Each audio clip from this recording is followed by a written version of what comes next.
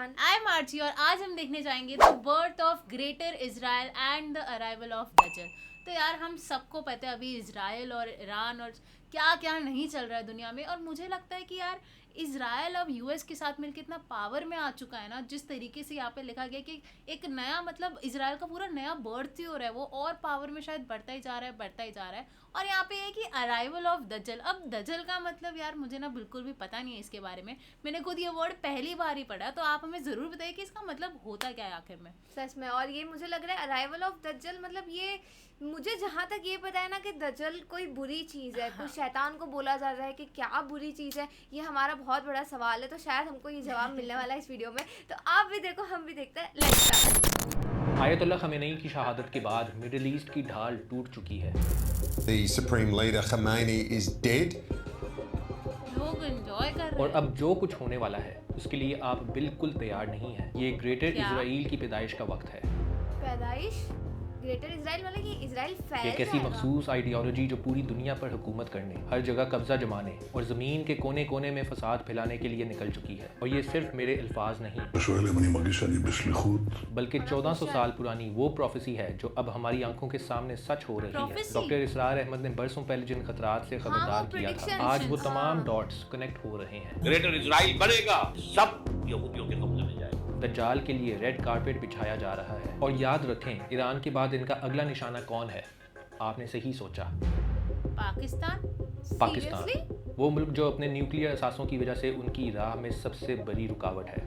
Netanyahu کے اپنے الفاظ اس بات کی گواہ ہیں کہ پاکستان ان کے لیے ایک ایگزسٹینشل تھریٹ ہے. First is called Iran, the second is called Pakistan. کیا آپ اس طوفان کے لیے تیار ہیں جو آپ کی دہلیز تک پہنچ چکا ہے؟ مگر یہ سب ایک دم سے شروع نہیں ہوا. اس خوفناک منصوبے کی جڑیں صدیوں پرانی ہیں. یہ گریٹر اسرائیل کا خواب کب دیکھا گیا؟ کون تھے وہ لوگ جنہوں نے میپس پر ایسی لکیریں کھینچیں جو آج پورے خطے کو آگ میں جھونک رہی ہیں؟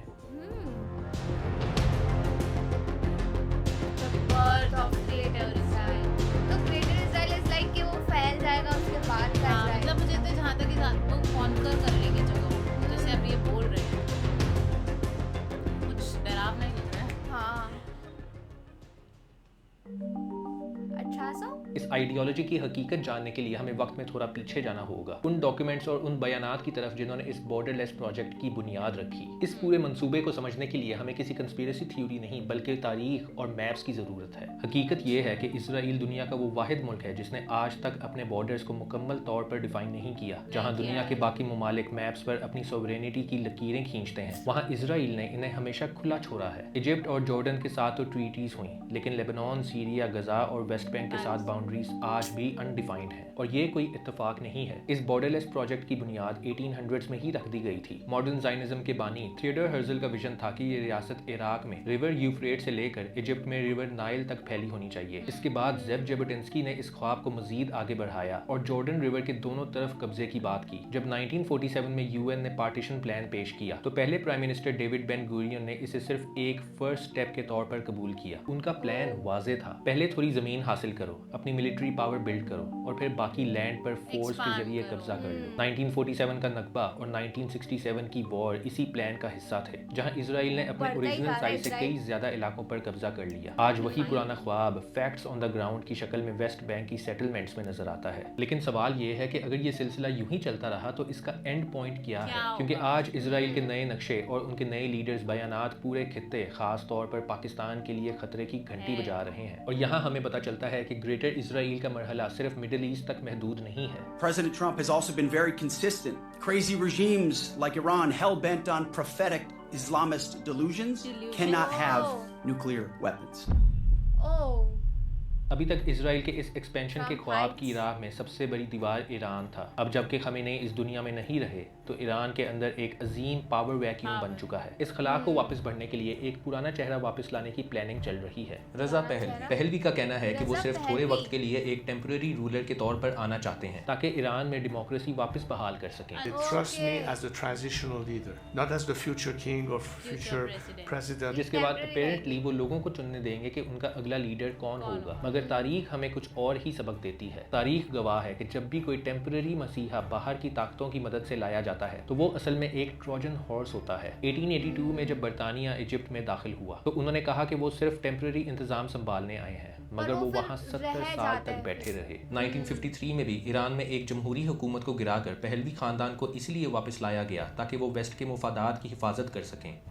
رضا پہلوی کے اسرائیل کے ساتھ قریبی تعلقات کسی سے چھپے نہیں ہیں. اگر وہ ڈیموکریسی کے نام پر ایران کا کنٹرول سنبھالتے ہیں تو اس کا مطلب واضح ہے, ایران کی ملٹری ریزسٹنس, اس کی میزائل اور اس کا نیوکلیئر پروگرام ہمیشہ کے لیے نیوٹرلائز کر دیا جائے گا. The state of Israel will be recognized immediately. Iran کی وہ ڈھال جو ابھی تک گریٹر اسرائیل کو روکے ہوئی تھی وہ اندر سے ختم کر دی جائے گی. اور یاد رکھیں, جب ایران کی یہ دیوار گرے گی تو گریٹر اسرائیل کے راستے میں صرف ایک بہت بڑا خطرہ ہے. Next target Pakistan. دنیا میں صرف ایک ہی ایسی مسلم ریاست ہے جس کے پاس نیوکلیئر پاور ہے, اور اسرائیل کی نظر میں یہ صرف پاکستان کا بوم نہیں بلکہ یہ اسلامک بوم ہے. تاریخ اٹھا کر دیکھیں, 1980s میں ہی اسرائیل نے انڈیا کو مشورہ دیا تھا کہ مل کر کہوتا پر حملہ کرتے ہیں. آج وہ پرانی دشمنی ایک نئے ہیگزاگون کی شکل اختیار کر چکی ہے. نتن یاہو کا ہیگزاگون آف الائنسز, جس میں انڈیا اور اسرائیل مل کر ایک نیا جیو پولیٹیکل جال بن رہے ہیں. نتن یاہو نے صاف کہہ دیا تھا کہ پاکستان ان کے لیے ایک ایگزسٹینشیل تھریٹ ہے, کیونکہ پاکستان کی شاہین 3 میزائل 2750 کلومیٹرز تک رینج رکھتی ہے. یعنی اسرائیل کا ہر شہر پاکستان کے نشانے پر ہے. لیکن اصلی خطرہ صرف میزائلز نہیں ہے, اصلی خطرہ وہ نیوکلیئر انفارمیشن ہے جو اسرائیل کے مطابق پاکستان کسی بھی وقت دوسرے مسلم ملکوں کو دے سکتا ہے. ان کا پلان واضح ہے, پہلے ایران کو اندر سے کمزور کرو, اس کی ڈھال کو ختم کرو, اور پھر انڈیا کی مدد سے پاکستان کے نیوکلیئر اثاثوں کو نیوٹرلائز کر دو. جب ایران گر جائے گا تو پاکستان اکیلا رہ جائے گا. کیا آپ کو واقعی لگتا ہے کہ یہ فلسطین تک رک جائیں گے؟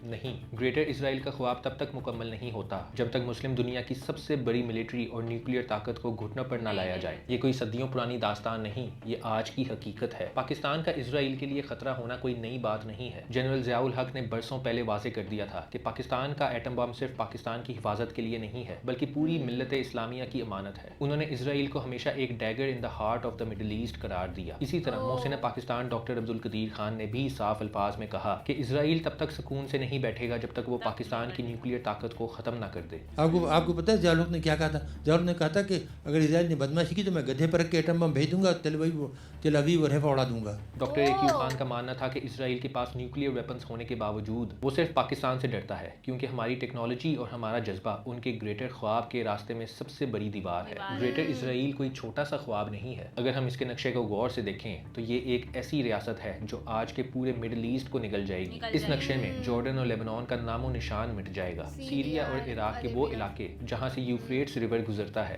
وہ ان کے کنٹرول میں ہوں گے. ایجپٹ کا سینائی اور دریائے نیل تک کا علاقہ اس کا حصہ ہوگا, یہاں تک کہ ہمارے مقدس شہر مدینہ المنورہ تک کے شمالی علاقوں پر ان کی نظر ہے. یہ کتنا خطرناک ہوگا اس کا اندازہ اس بات سے لگائیں کہ اگر یہ نقشہ حقیقت بن گیا تو دنیا کی ہر بڑی تجارتی راہ اور انرجی سورسز ان کے ہاتھوں میں ہوں گے. یہ ایک سپر اسٹیٹ ہوگی جس کے سامنے باقی تمام ممالک غلام بن کر رہ جائیں گے. مگر یہ سب کیوں کیا جا رہا ہے؟ کیا یہ صرف پاور کی گیم ہے؟ کیا یہ صرف زمین کی بھوک ہے؟ نہیں, اس کے پیچھے ایک انتہائی پر اسرار اور خوفناک مقصد ہے.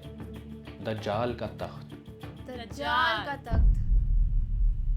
اسلامک پروفیسیز اور احادیث ہمیں بتاتی ہیں کہ آخر الزمان میں ایک بہت بڑا فتنہ اٹھے گا, مسیحیت دجال. ڈاکٹر اسرار احمد نے ہمیشہ اس بات پر زور دیا کہ اسرائیل کا گریٹر بننا دراصل اس شخص کے لیے زمین تیار کرنا ہے جس نے جیروسلم سے پوری دنیا پر حکومت کرنی ہے. حدیث کے مطابق دجال کے نکلنے سے پہلے جیروسلم آباد اور خوشحال ہو جائے گا جبکہ مدینہ ویران دکھنے لگے گا. گریٹر اسرائیل کا بننا دراصل اس ورلڈ آرڈر کی تیاری ہے جہاں سے دجال اپنا ڈیوائن ہونے کا جھوٹا دعویٰ کرے گا. وہ یہیں سے اپنی طاقت کا مظاہرہ کرے گا, معصوموں کو کنٹرول کرے گا اور لوگوں کو دھوکہ دے گا. لیکن اسی جگہ پر حق اور باطل کا فیصلہ بھی ہوگا. اگرچہ اس کے بعد پردہ پلٹے گا, پھر حضرت مہدی کا ظہور ہوگا, حضرت عیسیٰ کا نزول ہوگا. جب گریٹر اسرائیل اپنے عروج پر ہوگا تب امام مہدی کا ظہور ہوگا اور پھر حضرت عیسیٰ علیہ السلام آسمان سے نازل ہوں گے. وہ اسی گریٹر اسرائیل کی سرحدوں کے اندر لد کے مقام پر دجال کا خاتمہ کریں گے. یعنی یہ نقشہ جو وہ آج بنا رہے ہیں دراصل یہ ان کی اپنی تباہی کا نشانہ بننے والا ہے. جیسا ڈاکٹر اسرار احمد نے اپنے الفاظ میں کہا کہ یہ گریٹر اسرائیل ایک دن گریٹر گریو یارڈ بنے گا, اور وہ گریٹر اسرائیل گریٹر گریو یارڈ بنے گا یہودیوں کا. ایک ایک یہودی قتل ہوگا اور دفن ہوگا. تاریخ اور پروفیسی ہمیں یہ بتاتی ہے کہ جب یہ ظلم اپنے عروج پر ہوگا تب دنیا کی سب سے خوفناک جنگ شروع ہوگی, आर्मेगेडन, जिसे हम अल मलहमा अल कुबरा कहते हैं। ये वो वक्त होगा जब दुनिया दो हिस्सों में बढ़ जाएगी। एक तरफ ग्रेटर इजराइल का दुनियावी निज़ाम होगा और दूसरी तरफ वो लोग होंगे जो हक पर खड़े होंगे। इसी मोड़ पर जिक्र आता है खुरासान का। 1400 साल पहले की प्रोफेसी थी कि मशरिक से काले झंडे निकलेंगे जिन्हें दुनिया की कोई ताकत नहीं रोक सकेगी, यहाँ तक कि वो जेरूसलम बैतुल मुकद्दस में जाकर कैंप होंगे। खुरासान जिसका दिल आज का अफगानिस्तान और पाकिस्तान है। और अब समझ आता है कि पाकिस्तान इनकी आंखों में क्यों चुभता है और क्यों इन्होंने इतने सालों से अफगानिस्तान और पाकिस्तान को एक दूसरे के खिलाफ किया, क्योंकि इन्हें डर है कि ग्रेटर इजराइल के रास्ते में सबसे बड़ी रुकावट यही वो खुरासान है जहाँ से उनकी तबाही का आगाज होगा। डॉक्टर इसरार अहमद ने हमेशा यही कहा था कि पाकिस्तान का बनना कोई इत्तेफाक नहीं था, बल्कि ये उस फाइनल बैटल की तैयारी है। दज्जाल का तख्त वहाँ सज रहा है, मगर उस तख्त को उखाड़ने वाली फौज इसी मिट्टी से उठने वाली है। याद रखें, तारीख सिर्फ उन्हें हिफाजत देती है जो वक्त से पहले जाग गए। यार ये वीडियो देखने के बाद ना मतलब इतना जो खौफ था ना वो मेरा और बढ़ चुका है। मतलब जिस तरीके से इन लोगों ने बताया है ना कि एक्चुअल में क्या हो सकता है क्या नहीं हो सकता, और जो दज्जाल के बारे में बताया, जैसे हमारे यहाँ पे क्या होता है ना, हम बोलते हैं कि ठीक है अब दुनिया का जब एंड होने वाला होता है ना, हम बोलते हैं कि वो कलयुग में होगा, कि कलयुग में कोई बहुत बड़ी ऐसी पावर आएगी जो सब कुछ ख़त्म कर देगी, लड़ लेगी। और मुझे लगता है दुनिया आगे आगे ना उसी की तरफ बढ़ती जा रही जिस तरीके से इन लोगों ने बताया, बस वो इनकी प्रोफेसी में होता है। मुझे भी यही लग रहा है। और यार ये बहुत ही ज़्यादा स्कैरी चीज़ लग रही है। लाइक ऐसा लग रहा है कि हम क़यामत के बहुत ही ज़्यादा करीब है, दुनिया ख़त्म होने वाली है। इतने टाइम से हम सुन रहे हैं दुनिया ख़त्म हो जाएगी, पर अब जो ऐसी चीज़ें हो गई हैं, अब पाकिस्तान को भी ये लोग ख़त्म ना कर दें। और जैसे बोला कि ये ग्रेटर इजराइल का ये पूरा मिशन है इनका, पर लास्ट में जैसे इन्होंने बोला कि वो ग्रेटर इजराइल जो है वो ग्रेटर ग्रेवयार्ड भी बन जाएगा, तो मुझे लग रहा है यार आने वाले सालों में बहुत सब कुछ होने वाला है, बहुत टफ होंगे हमारे साल। तो आपका क्या कहना है इस वीडियो के बारे में, हमें कमेंट सेक्शन में ज़रूर बताइएगा। ऐसे ही लाइक करते जाइए, शेयर करते जाइए और सब्सक्राइब करिए। बाय।